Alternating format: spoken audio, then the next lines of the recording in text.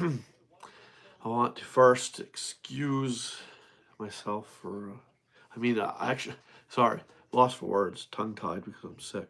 I want to apologize for the hoarseness of my voice, might cough and sniffle a little bit. I just so happened to catch the same sickness that's going around through the house. Looks like I can click on my live stream. Trying something new tonight, everybody. I'm actually bringing up my live stream on my laptop so that maybe I could type, so I could join the chat with you guys. I could type away instead of answering your questions through by like leaning in like this and reading, and then so not just talking to you and answering your questions, but also through typing. Let's check this out, man. See how she works. So if live chat. So this one, is this the chat area? Let's see it. Let's go hi. Does it show up? Yep. So there I am. Ha! It's working. Okay, so those of you that are joining me live, that are just joining me, you're going to hear me probably apologize for my sickness several times. My voice is there. I'm losing my voice. My poor son, he already went through it. I think it's kind of a flu bug thing going around. He had it bad, and now my wife's got it pretty bad, and I'm just now in the beginning stages of whatever the sickness is going around. So I hope you guys don't catch it. Don't wish this upon anybody. This was a doozy. My son was laid right out. It was one day he had it bad. Now, this live stream isn't about flus and colds and sicknesses, but it's about this thing that I'm holding in my hands right here. It's about the off season, about the end of hunting season. What do you do when the deer hunting season comes to a close? Do you pack up your rifle, your bow, all your hunting gear, store it away for the rest of the year, or do you like just give up on it altogether, or do you actually think ahead and don't worry about it, Bryson? My son's chasing one of my cats around here. Come here, Amazing May. Yeah, Amazing May. So yeah, hey, definitely start typing away. Hey, how you doing, buddy? Good evening, Professor M. Hi there. So, yeah, what do you do, Professor M1? When deer hunting season comes to a close, do you just pack up your bags and call it quits for the year, or are you like me and go around saying the hunt never ends? I like to say that. My wife can't stand it. I don't think she heard that. Yeah, my wife can't. She can't stand my obsession with the deer, with deer hunting, bear hunting, turkey hunting, and moose hunting, coyote hunting, and ice fishing. Yeah, oh yeah, how's life treating you? Upset. There's always a season. Yeah, that's right. That. Yeah. That's right, Bruce. So to answer your question, Professor, I'm actually dealing with this illness that's going through my family like wildfire. My son had it, wife had it, now me. Yeah, I like to think that when I'm feeling up to it, I'm not under the weather like right now. I like to think that I'm heading to the woods looking for some shed antlers. Let's see, 2 years in a row, I found Curly's sheds. Curly is the name of a target buck of mine that I'm hoping to put my tag on this next hunting season. He'll be over 5 years old this coming hunting season. This season that just passed, he was about 4.5 years old. And he used to run with Shorty over my right shoulder here. This buck that I got on Halloween Day last year with my bow, he field dressed 202 pounds, and he grew into a 9-pointer at 3.5 years old. This buck here was one of my 2 target bucks last year, Curly and Shorty, and I managed to shoot Shorty. Curly's still running around, still alive. I did get confirmation of him still alive late in November, and in my hunting area, there's only a select few of us that hunt there. It's closed off to the general public. It doesn't get a lot of hunting pressure, And all of us, everyone was tagged out when I got these trail cam notifications of Curly still alive. So yes, I hope to find Curly sheds again for 3rd year in a row. How neat would that be? This isn't Curly's shed. This is just another one I found from a different buck. Equally as nice of a buck. This was probably for Maine, for Maine standards, the state of Maine. This was probably from a 3-year-old buck. Definitely not 4. Probably definitely a 3-year-old buck. This probably came from. But let's see. What's good? It's been a tough season. This comes from Corpseman Will. Corpseman Will says, "What's good? It's been a tough season. I have 1 buck this year. Still have tags left to fill, and I can only hunt on weekends. Oh, and I only have access to public land. It's hard out." Let's see what else he said. It's hard out there, yeah. Uh, so, Corpseman Will, if you still have some season left, don't give up. This was a 3 deer year for me. 2 does and a buck for myself. But congratulations on the buck that you did harvest. And don't ever give up. That's just because you have weekends doesn't mean actually Corpseman Will, Jason Gibson, Ashley Baggett 28764, and Professor Lee, Bruce Lee Tacos. All of you that are joining us live. How many of you heard this before? That I just watched a YouTube video where the fellow was saying this, that a lot of times hunters do more harm hunting too much, go in constantly every day, instead of waiting for the best opportune time, the best weather conditions, the best wind, just the gut feeling that tells you it's gonna happen. It might be a killer night. I'm sure those of you that are diehard hunters, that you think the hunt never ends and you're always constantly learning new tricks, tactics, and ways, and to be a better hunter, and you never pack it up and just give up on it altogether. The hunt, you can pretty much hunt year round, in that you're scouting, you're researching, listening to podcasts, watching videos, reading articles, just anticipating the next season. And those of us that are like that are addicted to the hunt, we've all heard this, that going in when the conditions aren't right, you're just educating the deer that they're being hunted, that there's human disturbance, and then you're going to have more nighttime pictures on your trail cameras, have more nighttime traveling by your deer. It's best to have 1 or 2 really good, successful hunts versus 7 or 8 or 10 bad hunts where you're not seeing anything, and where you're just telling the deer, "Hey, Joe Blow is the 2-legged monster's in here hunting me. He's out. I'm booking for the nearest, thickest, nastiest cover that I know he won't want to get on his hands and knees for." The deer, they're pretty much, that's what you're doing. You're doing more harm than good over hunting a stand. You can burn out your best stand spots, your best blind spots.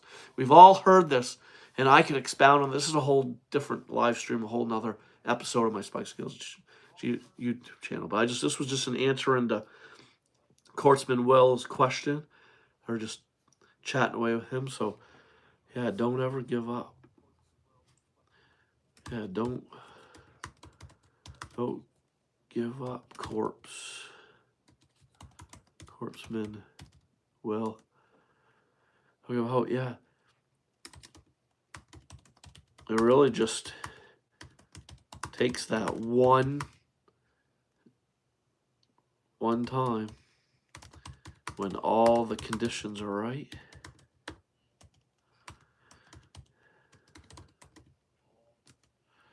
Anyway, also Jason Gibson also says, "That's something I learned the hard way.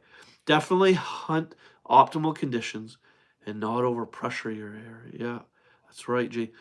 So those of you that are with me right now live, Jason Gibson, he's been a great supporter of the channel, watching all my videos, and he's a great buddy, great friend. He's from my home state, and hey, Jason, I haven't given up on you, buddy.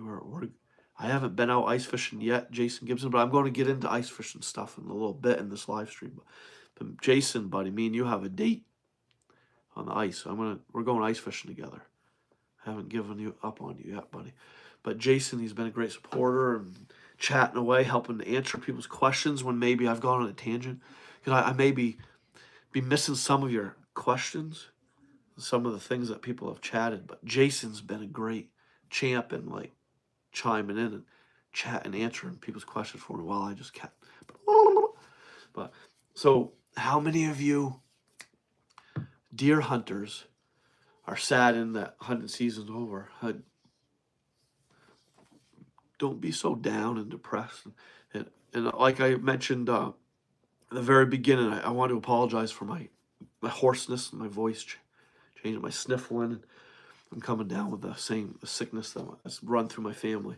So I want to apologize for that. I'm getting a little crackly hoarseness in my voice. But how many of you are deeply saddened that the deer hunt has ended? It hasn't. The hunt never ends. Go out there, man, and look for some of these. And right now, those of you that listen to the Southern Outdoorsman podcast or the Deer and Deer Hunting podcast and the Deer Talk Now podcast by Deer and Deer Hunting and Growing Big. Let's see, there's other podcasts. There's just a million quadrillion podcasts out there, articles you can read on this. That really the best opportune time for scouting is now. Is after the season closes, ends.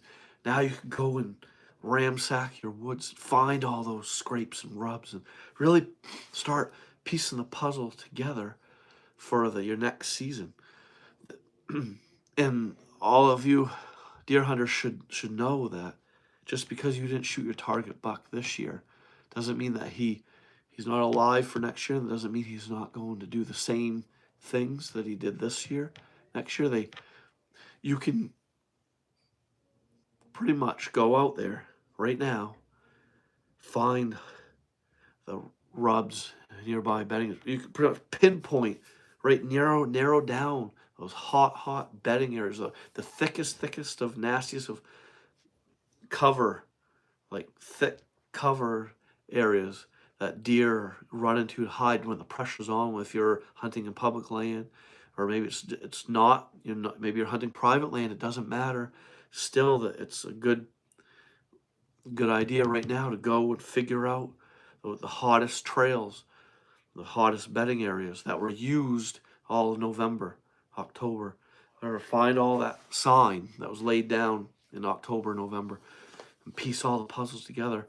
That buck, that's 3, 4, 5 years old that you're going to chase next year, he's going to stick to his patterns, his routines. Those same does that are still going to be alive next hunting season that came into estrus this year are going to come in estrus right around the same time frame, and it's going to ensure that buck the year after is going to be there rubbing trees, be there hanging in that staging area, be there checking that hot scrape outside on the outskirt edges of his prime core daytime hangout bedding area. And you want to find all that sign now and take mental note of it, jot it down, piece all the puzzles together now, guys. Okay, let's see. I was going on a tangent, but I want to take this moment to read some of your guys' comments and chat with you. Jason Gibson says, working on some things, prepping for yotes and bobcats, waiting for good ice to hit the hard water. Yes, I agree. I actually want to, Jason Gibson, really bad. I want to get back into coyote bobcat hunting heavily. I'm anticipating some good coyote bobcat hunts this winter. It's something I kind of put on the back burner for the last 2-3 years, 3 years maybe. I used to hunt coyotes, and bobcats, and fox religiously, or very heavily. And I want to get back into it a little bit this winter. Still got deer hitting the food plot. Yeah, I would imagine so. Yeah, food's where it's at right now. Them deer, they're trying to get every little bit of morsel, really still palatable, nutrition, the most nutritional food that's still edible to there. That's still the deer favor right now. This time of year, they're all that's like a magnet to the deer. So no wonder Jason Gibson's food plots are being hammered. Jason, what are you planting in? What did you plant in your food plot? I don't think I ever asked you that question. Did you ever tell me what you have in your food plots or food plot? Answer that one, Jason. See what else. This is, I'm so sad. Yeah, Dracothon says, I'm so sad. Yeah, about the deer season coming to a close. I'm with you there, buddy. I think we all are sad that the deer season is coming to close. We're anticipating next year. Bruce Lee Taco says, where are you from? I'm new to your channel. I'm from Maine, buddy. Bruce Lee Tacos, so Maine. Bruce Lee Tacos, where are you from, buddy? And where are you doing the majority of your deer hunting? Nice, I'm from Iowa. Sweet. Bruce Lee, tacos, I've had guys on here from Canada, from Spain, Italy, from all over the world. I've had people chime in on this live stream. So that's cool. A welcome from Iowa, Bruce Lee Tacos. How was your deer season, Bruce Lee Tacos, in Iowa? Did you shoot a smasher? And hey, join me live every Monday night, and definitely follow along with the Spikes and Gills YouTube channel. And I want to keep chatting away with you, and maybe you can get me into Iowa. Yeah, right. That's far fetched. Oh, I think Iowa has a. Correct me if I'm wrong, Bruce Lee Tacos. Doesn't Iowa have a drawing system for out-of-state hunters? I think, don't they have to put in for a drawing to hopefully be picked for a deer tag? So see, I didn't get any this year, mainly pheasant this year. It's all right. Yeah. Oh, so Jason Gibson answered my question, everybody, about what he puts in his food plot. Jason says forage oats and a mix called Green Machine from Domain Outdoors, as I was unable to get winter rye this year. Neat, interesting mix of stuff. Oh, but that sounds yummy. If I was a deer, Jason Gibson, I'd be coming over. Hey, not to visit with you, not to have a drink, chat, deer hunting, but I'd be on all fours eating your food plot. That sounds yummy. Corpsman Will says, West Texas here. Ha! Right on. Got a big wide 8 on camera, and they allow hand broadcast. I spent so much time getting that spot dialed in, and someone stole my camera and took the brush out. Oh, that is horrible. Did you guys see that? Corpsman Will had a theft. He was dialing in his a broadcast. Must be some type of camera set up for scouting, and he had it stolen and had some vandalism going. Yeah, damn, that sucks. So, anyways, so we're on the topic of scouting after the fact.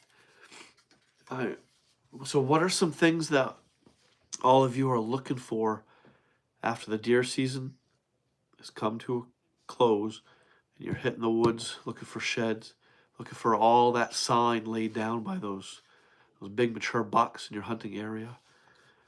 What are the key things that you're looking for, and why? Why might you be looking for those things? Let us know in the comments.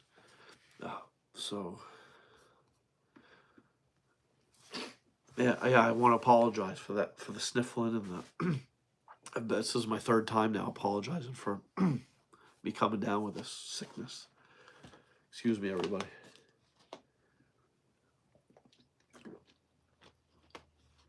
How many of you have already had the flu or the cold this year? There's so many different strains of cold and COVID and flus and stuff. It's ridiculous. Anyway, so I had asked a question. Those of you that are hitting the woods hard right now, like shed hunting, looking for sheds, and looking for all the sign laid down by the mature bucks in your hunting area, rubs, scrapes, tracks, trails leading from bedding areas to feeding areas, trails skirt tailing the edges of thick cover with scrapes that maybe the mature bucks hit first in the evening coming out of bed, or in the morning after their morning trek. Checking different doe trails, checking different doe groups, coming back to the bed, hitting that scrape maybe before heading in. Are you looking for those kind of things? I mean, I am, and the reason being is because just because you didn't get them this year doesn't mean you can't piece the puzzles together to make a game plan, a set in stone game plan for your for when the condition for it's cold, the wind is perfect, the wind and thermals are right, and you have a definite foolproof entry and exit route, and just your gut feelings telling you go in now. You could bet you're going to have a good hunt. Excuse me, man, this sickness was making me burp and be sniffly and stuffed up. But so you piecing all the puzzles together now in this after off-season scouting to make it happen next year. So Bruce Lee Taco says, not a lot of woods where I'm at, grassland, but I find a lot of bedding areas. So what are you all looking for right now to make deer hunting better next year?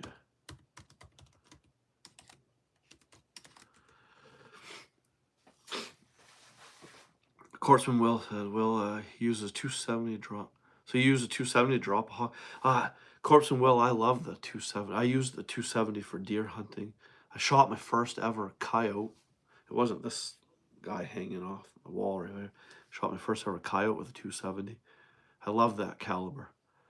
I've only, let's see, Corpsman Will says, I've only been once, and I was using 5.56, and they were running through the rounds. You'd have to headshot them to drop them, or spine them, and dump a round or two extra. I've never been hog hunting. How many of you that are with us now live have been hog hunting before? Anyone else ever been hog hunting? And the wild hogs, they're wild pigs, the hogs, whatever you want to call them, boars, wild boars. They're definitely expanding their terrain like wildfire. I've heard before that. I've heard just rumors around that it won't be too much longer, and we'll start seeing some wild boars or hogs, wild hogs and pigs in the state of Maine or the New England area. See, Bruce Lee Taco says, I've never been hog hunting. I'd love to though. Yeah, hog hunting, a lot of people, if you're a hunter, I found out that if you hunt deer, bear, you just like to hunt in general, that for the most part you have an interest in hopefully one day going after wild hogs, wild boars. That's almost on every hunter's bucket list.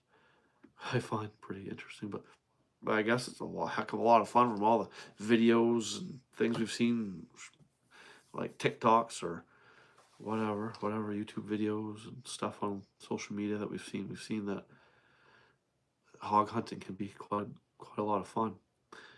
Let's see, am I missing anyone's questions at least? So Corpsman Will says, so at least 10 acres left. Oh, so Corpsman Will, you just hunt a 10-acre parcel? Is that what I read? Am I getting that right? See, Jason Gibson says, haven't been hog hunting, but it's on the list of things to do. Yeah, it's all. I find it funny, Jason. Jason, you've probably heard of many of other hunters that have never been hog hunting, but hunt other things. You've probably heard this too, Jason. You could probably back me up in this. That seems like that's on like every hunter's bucket list. To one day travel somewhere where we can go on a wild boar, wild hog hunt. I think my son would enjoy it. So Corpsman Will says, I think an answer into, were you hunting hogs on 10 acres? Or do you hunt in general on 10 acres? That could be. 10-acre parcel is very small, and pretty much if you're sticking to a 10-acre area, you could bet that the buck you're after chasing is going from property to property to property. It can be very tough to seal a deal on only 10 acres of land that you want. For the most part, a hunter would do well to secure a place to hunt where they have at least 2 square miles radius of wilderness, woods to hunt. And and you can bet all the money in the world, man, that you're going. If you find the thickest, most nastiest of cover in that 2 square mile radius area, and that you can for sure there's going to be a core area, a bedding, a mature buck bedding area within that 2 square mile area. For the most part, all your mature deer, your mature does, mature bucks, their home ranges are anywhere from 1 to 2 square miles. There could be some overlap of home ranges of bucks using overlapping on other home ranges of other bucks, and doe groups overlapping home ranges.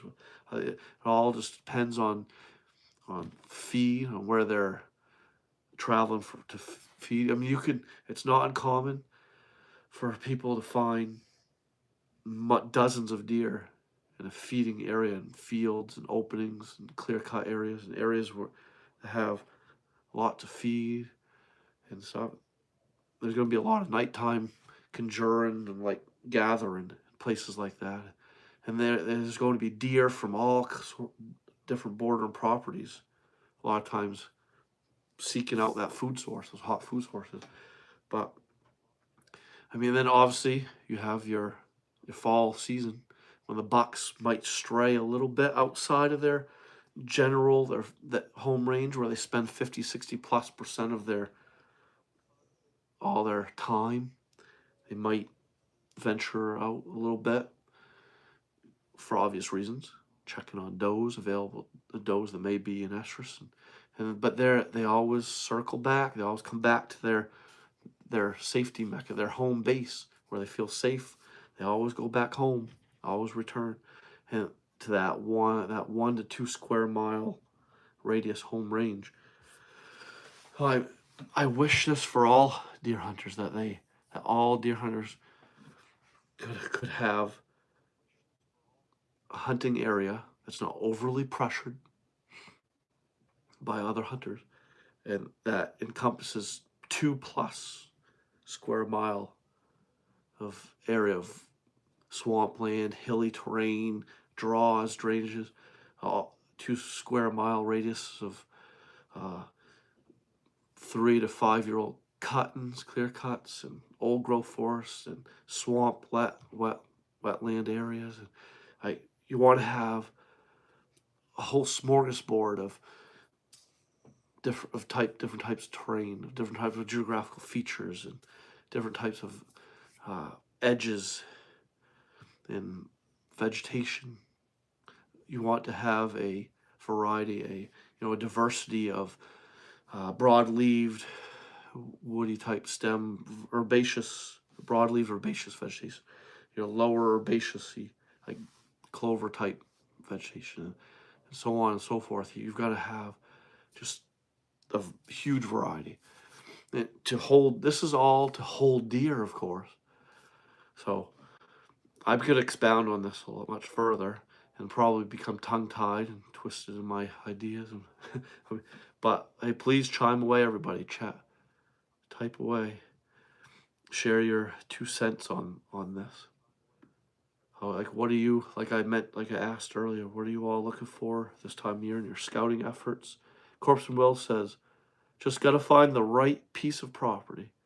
We even have exotics here that you can basically hunt year-round. I say 10, but I'd take as much as I could get for the right price. A place to call my own. Yeah, I hear you, buddy. Let's see, I know a couple fellas here that lease some land. Did you ever look into maybe leasing a 100-acre parcel or something? Sometimes you can lease some prime hunting properties for fairly small price per year. It'll be a one-time yearly fee. And oh my word, I've heard of some guys leasing 20, 30 acres of land for barely a couple $100 a year or something. A lot of times landowners are sometimes reluctant, are not always willing to give permission to say to you to go hunt on their land. Not all landowners are willing to say yes.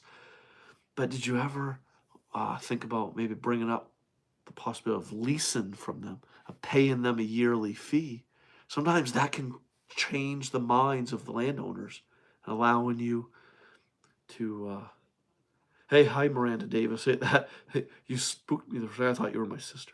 And Miranda Davis has been on here live, I think, before, and I mistook her for my sister. My sister's name is Miranda Davis, but we have a gal on here by the name of Miranda Davis joining us now. Where did you shoot that? Hi there, Miranda Davis. This deer back here, Shorty, I shot on Halloween Day with my boy. I shot it in Maine. This was one of 2 target bucks I was after last year. I'm after his counterpart, his buddy that he hung with a little bit in the summer. Shorty and Curly ran together in velvet in August, September, fed together and feeding different micro food plots I've got, the Narrows. Got tons of trail cam pics of Shorty running with Curly while still in velvet. And then they kind of separated. Once the velvet shed and it was butting more into the pre-rut. And they were probably rubbing more, late and getting into the scraping phase of the pre-rut stuff. I do believe that Shorty was the more dominant fighter type buck. So I think he chased off Curly and kept him away from my hunting here. Kept chasing him off because I always get pics of him and seeing his tracks, and he was harassing, chasing the does in my area. Hence why I was able to get him, shoot him on Halloween Day with my bow. So Bruce Lee Taco says, if I could buy even a few acres of undeveloped land, I'd buy that in a heartbeat. Yeah, so I was just mentioning how Bruce Lee Tacos was saying how I think he's had some theft and some vandalism in like area where he was hunting, and he'd like to buy some parcel of land that he could call his own. But how many of you have run into issues when trying to get landowner permission to hunt, or to maybe go scout a new parcel of land to look for sheds, look for this past season's deer sign for mature bucks, to piece puzzles together for next season's hunt? How many of you have run into issues with landowners getting permission? I just had a light bulb go off my head. I never even thought to try this myself. But how about this idea? Presenting the landowner with the idea of maybe leasing land and paying them a yearly fee for being able to hunt 20, 30 or more acres, or even 100 acres of their land for a few $100s a year, or maybe $1,000 a year even, or something. A lot of times that could change the mind of the landowner. And also you've got to develop a really good, strong relationship with your landowners that give you permission to hunt. You want to share the meat, the bounty with them, of course. You want to always pick up trash, be willing to offer your services for landscaping or for snow removal or raking, mowing, for just helping them with random projects on their land, especially if they have agricultural farmland or whatever. You could always lend a helping hand. You want to build that strong relationship with landowners. And also another way is you could present them with the idea of maybe possibly leasing land off of them, so that then you could be more appreciative of what you have, and they could be appreciative of you for willing to pay a fee for utilizing the land, and also treating it with respect and always keeping in touch with them and developing that good, strong relationship. So Bruce Lee Taco says, oh, okay. So he says, that if I could buy, so for deer, a lot more issues with, oh, so you have a lot more issues when trying to get permission for deer hunting? I would presume that's what you mean by that. And I see Corpse and Will says, yeah, I've done that before. I'll have to find somewhere else. These places are under new ownership and aren't the same. It's hard to find places that the landowner cares as much as we do. Whew. Interesting. I find that hard. Huh. So, yeah. I mentioned in the title of this live stream, so I touched on a little bit about what maybe to look for scouting the off season, and also that mature buck that you didn't lay your tag on this year.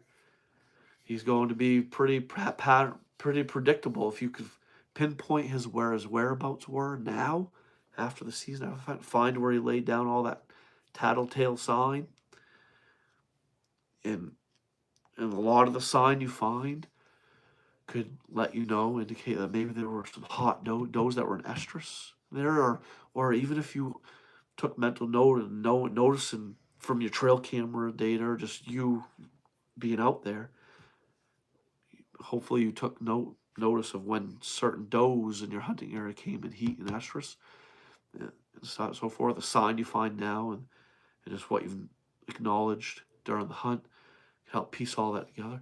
Because you can bet that mature buck is going to be predictably the patternable next year. He's going to be coming around the same week time frame, the same days, similar like time frame next November when those does come in heat at the same time frame. That buck's going to want to be traveling the same areas, hanging around with the same doe group.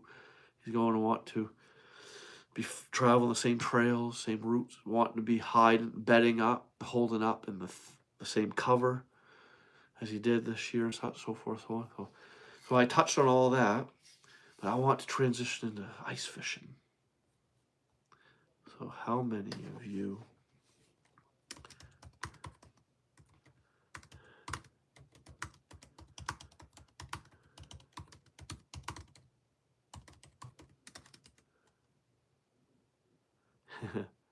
but so Ed's ice fishing report has I mentioned in the title of this live stream. Ed, he's a friend of mine. He's a great fishing partner. I can't wait to hit the hard water with him. Ed's ice fish report is there's like 4 to 6 good inches on such pond. I'm not gonna name. It's a no-name pond, but oh yes sir, Jason says. Oh, all the time. Bruce Lee Tongue says he goes ice fishing all the time. Sweet.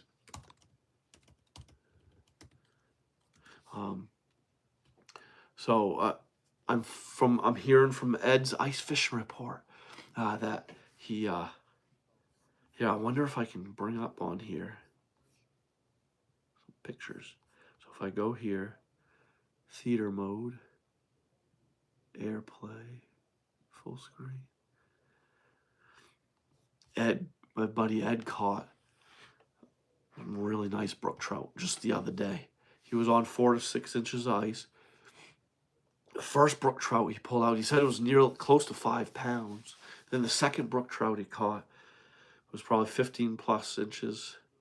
And it was beautiful. The colors were so vibrant on that brook trout. Such a bright orange belly. The halos were very bright around the dots on this trout. And both brook trout were equally as beautiful and equally as just wow. It was a wow moment. I do remember Ed telling me when he pulled out that first brook trout that weighed probably over 3 pounds. He told me he looked skyward and was just like, thank you, God. You know, he was so thankful. And who wouldn't be for catching a monster brook trout like that through the ice? Corpseman Will says, hasn't even been below like 45 here yet. Oh, Corpseman Will, where you live, do you get ice to go ice fishing? Or does it stay right around the 40s? Corpseman Will says, this is actually the coldest week we've had. It's supposed to be 33 on Wednesday. Wooly 2012 says, gotta be 6 inches now. Oh, yeah. Wooly 2012 says, my local pond froze up the week before Thanksgiving. Yeah, the ponds and lakes are buttoning up really good right now, everybody. Buttoning up is buttoning up. Is that a New England term or a state of Maine slang term kind of for lakes and ponds freezing over, skimming over completely? And like once the buttoning up phase has kind of begun, then you get the accumulation, the build up. Then you get the 2, 3, 4, 6, 12 inches of ice. It helps for the pond and lake to skim over first completely, and for it to stay below freezing temps, and not to have a lot of wind. A lot of strong winds can prevent a lot of different lakes and ponds from freezing over, buttoning up early on. So it helps for the winds to be minimal, not be too strong, and for it to have 20 plus, below 20 degrees for multiple days, for weeks on end. So let's see, Corson Will says negative. It doesn't freeze here at all. Maybe some ice patches on the road, but never any ponds or lakes and stuff. Doesn't get cold enough to ice fish there. Hey, come to Maine, buddy. We need you. Yeah, come visit. You can come fishing with me and Jason Gibson, Corson Will. Me and Jason will take you ice. Me, Jason, and Ed, and Chris Graham, and Amber, and my son Bryson will take you ice for Jason. All these other guys I go ice fishing with. Take you ice fishing. So what's some ice fishing reports that some of you might have for your neck of the woods? If you're joining me from New Hampshire, from Massachusetts, northern Maine, southern Maine, anywhere in New England for that matter, or anywhere in the Northwest, let us know what the ice conditions are in your area. Let us know if you've been having any luck so far. So I've been live 40 minutes. I still got a good 20 minutes left, don't I? What do you think, Jason?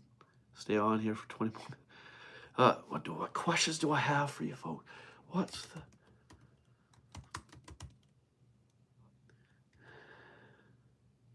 Okay, I'm typing away. I'm joining the chat with all of you guys. See, Corpse of Will says, I love to. I watch a bunch of Fowler's Bakery and Mischief, and he makes everything about me. Seems so awesome. Oh, sweet. Oh, that's cool. Hey, Jason, do you watch that? Corpse and Will says he watches Fowler's Bakery. Huh. Never heard of that before. But Fowlerly Bakery. Have I heard of Fowlerly Bakery? Bruce Lee talks says Iowa has great ice. About 2 feet of snow.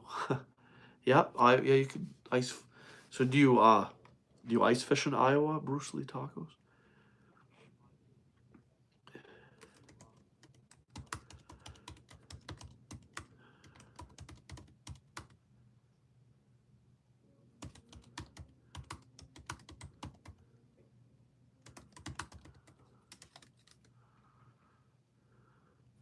I was asked a question there. What's everyone's favorite species of fish and why?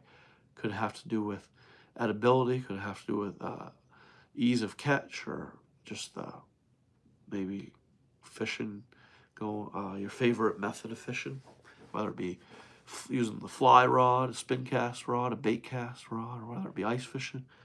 What's your favorite species of fish and why? Oh yeah, a ton of ice fishing in Iowa. Sweet. Hey Jason, we're going to Iowa to go ice fishing, buddy. Pack your bags. We're going tomorrow. I'd love to go ice fishing in Iowa. I'm thinking Iowa. What do you think? What do you think, Jason? Big bass, black crappie, bluegills, things like that. Do you have trout and landlocked salmon in Iowa, Bruce Lee Tacos? Yeah, I actually don't know what there is for fish species in Iowa. So that's a good question to ask him. I love it when guys like him would come on here on this live chat. So, yes, we do. You can find trout and landlocked salmon in Iowa. Oh, sweet. And then obviously your bass, crappie, bluegills. How about northern pike? Chain pickerel and northern pike. Do you have them in Iowa? I want to head north, try to catch a lake this year. Jason, have you not caught a lake trout yet? Last year, Jason, I caught my first lake trout ever. That was on my bucket list to finally break the ice with, no pun intended, break the ice, on lake trout. I finally caught a couple lake trout last year. I anticipate some better lake trout fishing this year. But I mean, now next I need to catch a northern pike. That's the only other, have I caught all fish species? But no. Oh, I need to catch muskie and northern pike. I think those are the last 2 fish species that I have not caught in the state of Maine yet. Northern pike and muskie. So, Wooly 2012 says, I like jigging for trash fish. Yeah, because of the constant action. Yeah, constant action and all that stuff. Jigging fun. Yeah, me too. I want to find some good black crappie and yellow perch waters to do some hardcore jigging this year. I want, it's actually one of my goals this year, everybody, to get better at targeting and finding pockets of white perch. We have the white perch here in the state of Maine, some bodies of water, and I want to get better at jigging, catching them through the ice, jigging, and figure them out a little bit more. It's one thing I hope to do this winter.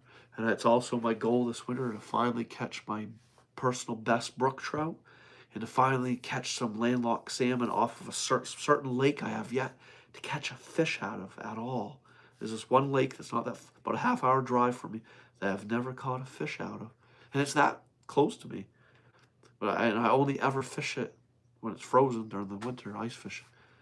I want to catch some landlocked salmon out of that. So that's a goal of mine. Figure out the white perch a little bit better for jigging them through the ice with the old sonar and fish, the flasher and all that stuff, so forth, so on. I see Wooly 2012 says, I need a new battery for my Markham. So you have a Markham. I have a, so here I've got, how many of you other fishermen that are with us live use a Markham? I have the ice fishing bundle.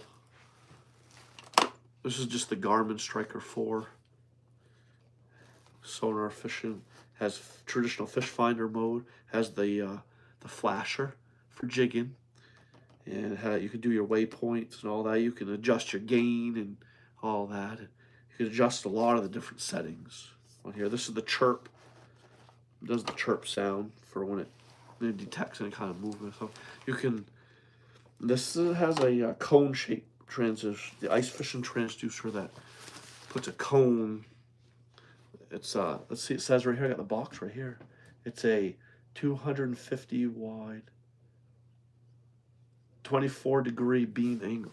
24-degree, this ice fishing transducer on this Garmin Strike 4, it has a 24-degree cone below the hole.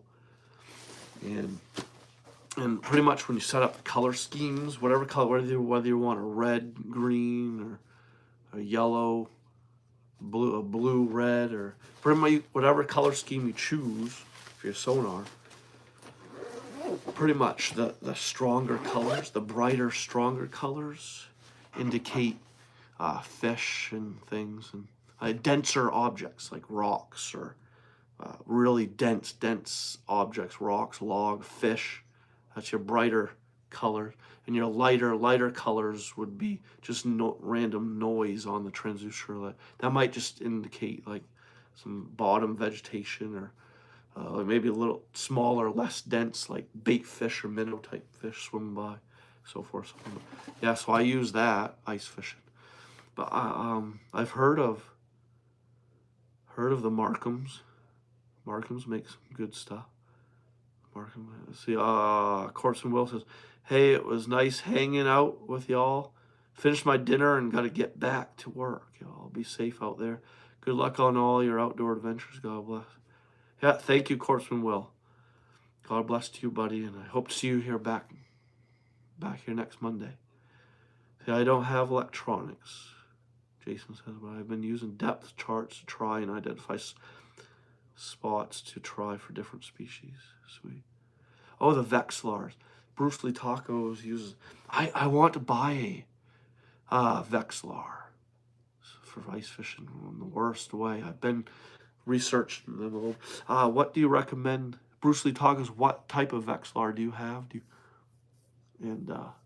What do you recommend for a Vexilar?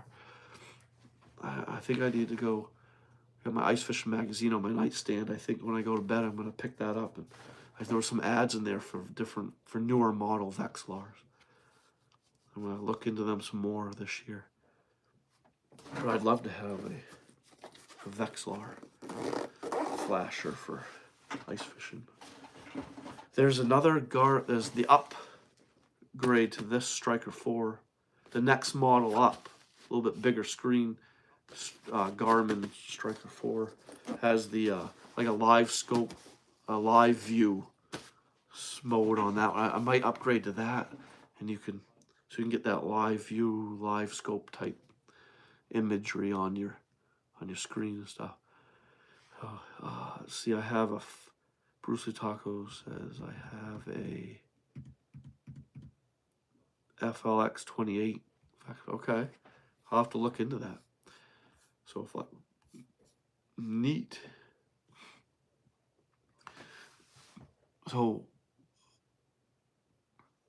before I end the live stream, I want to ask one last question. What is let's see, I'll even type it as I say it. What's everyone's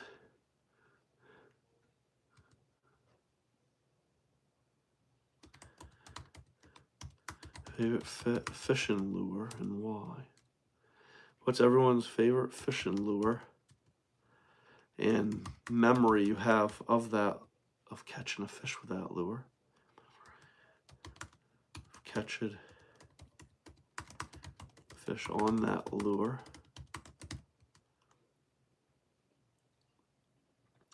And do you still have that favorite lure? Do you still have that favorite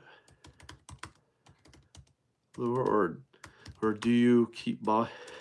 Some guys just keep buying the same lure and over and over. Or do you keep buying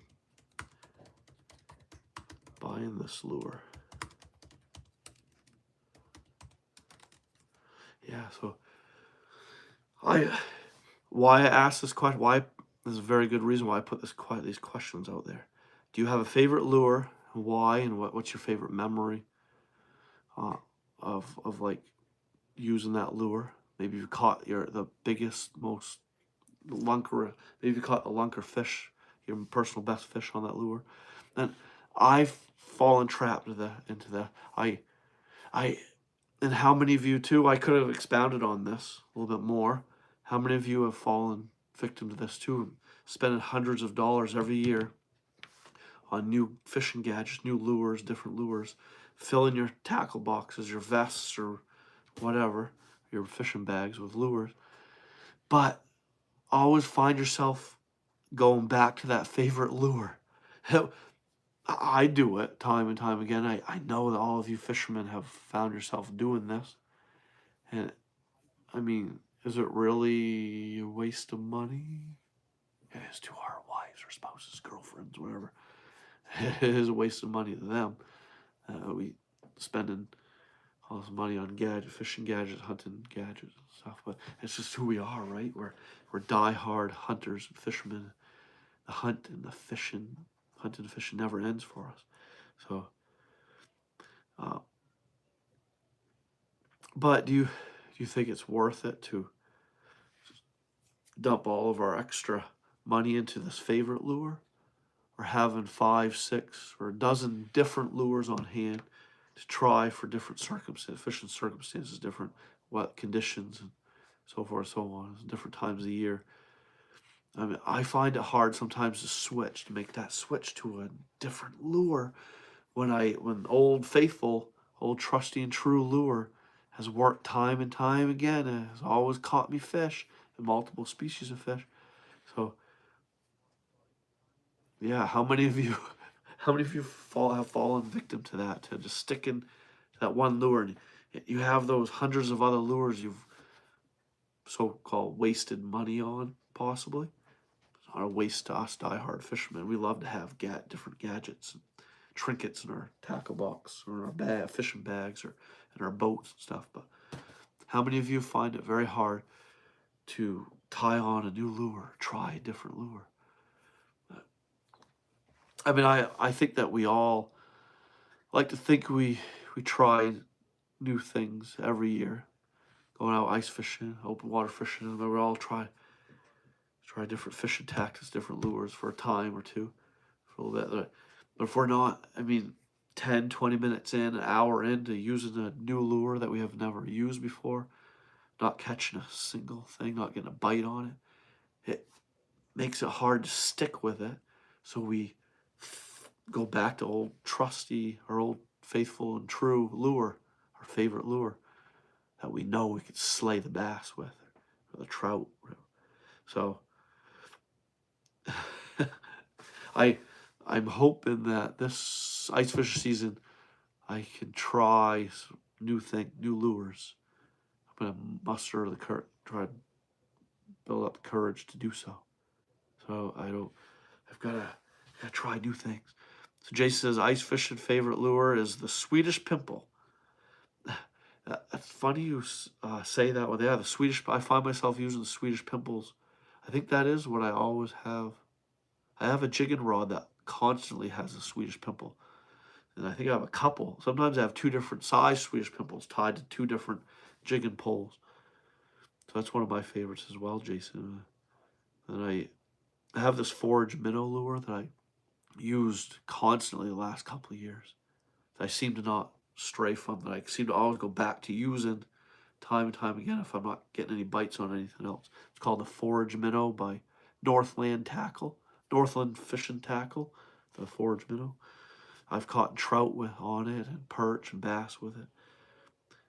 Danny Knapp 550 says, I bass fish a lot, and the broken jointed Rapala was the best I bought. I bought many of them, but did have one for 2 years. I hated to lose it, but it landed many big ones. Yeah, see, that's awesome, Danny Knapp. Thank you for sharing that.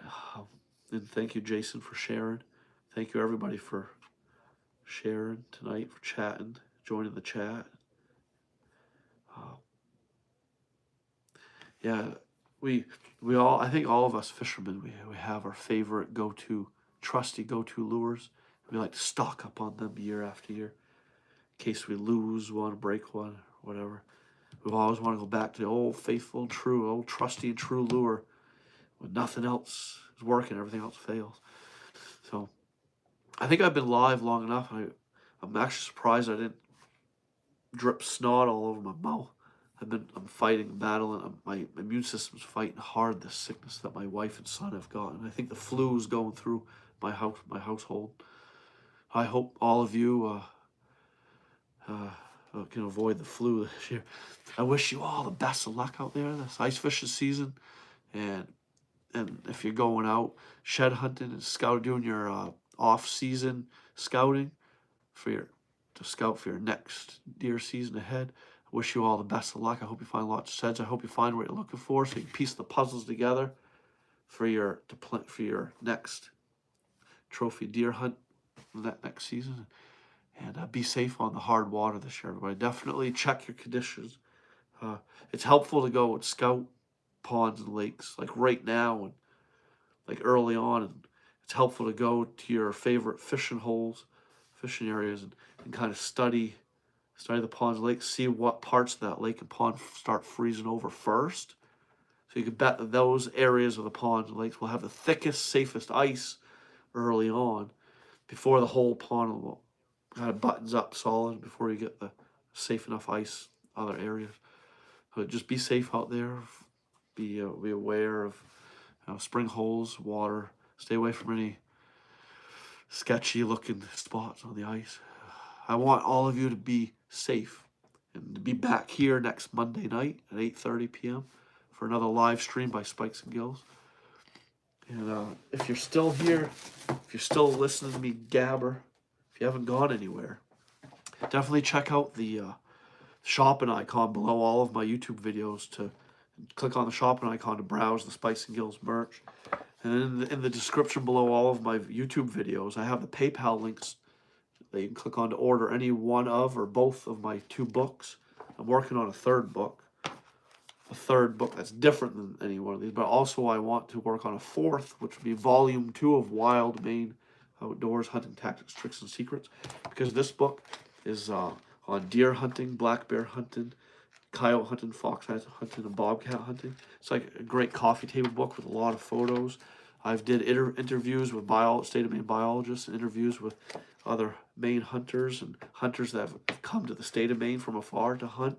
I sat down and interviewed them, wrote their stories in here, and have their cool quotes and experiences and stuff they shared with me written in this book. Then obviously my hunting experiences are in Wild Maine Outdoors Hunting Tactics, Tricks, and Secrets.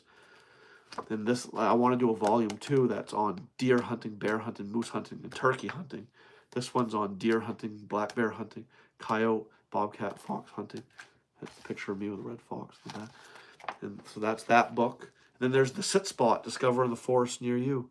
This isn't really a hunting book, but it's a book that can help any individual become a better hunter. This book can lead an individual into to wanting to run to their nearby forests and mountains, become more woods wise. This helps, pretty much touches on your woodsmanship skills. It will help you become more aware of your surroundings when you enter the forest. And there's chapters here about listening to the birds and all the bird calls, what they mean, about the concentric rings are caused by like the rippling effect from you just stepping in the forest, or from the slightest little noise or disturbance causing the eccentric rings, the ripples. There's a chapter on that. But pretty much there's chapters in here on tracking, reading tracks, becoming a tracker, a chapter on being the wolf, the alpha male, being the alpha male. My motivation for writing this book was when I took the Advanced Wood Survival course taught by Michael Douglas, who lives here in Maine. Michael Douglas learned all of his skills by Tom Brown Jr., the tracker. Tom Brown Jr. learned all of his skills from the Apache Indian he called Grandpa, and so on, and this whole chain of events that took place. But I took that Advanced Wood Survival course that motivated me into writing this book, The Sit Spot, Discover in the Forest Near You. So yeah, you can, in the description below all my YouTube videos, you'll see the PayPal links to order any one of the 2 books or both books. And they're in all 6 Sherman bookstores across the state of Maine. They're also ebooks. You can go to lulu.com and search these books, lulu.com, and buy them as and download them as an ebook on your smartphone or iPad, tablets, so forth, so on. And you can also find them on Amazon. You can go shop Amazon and find Wild Maine Outdoors Hunting Exercises and the Sit Spots and order them through Amazon if you so choose. And I do believe the ebooks are available through Barnes & Noble too. If you go to barnesandnoble.com website, you can purchase the ebooks.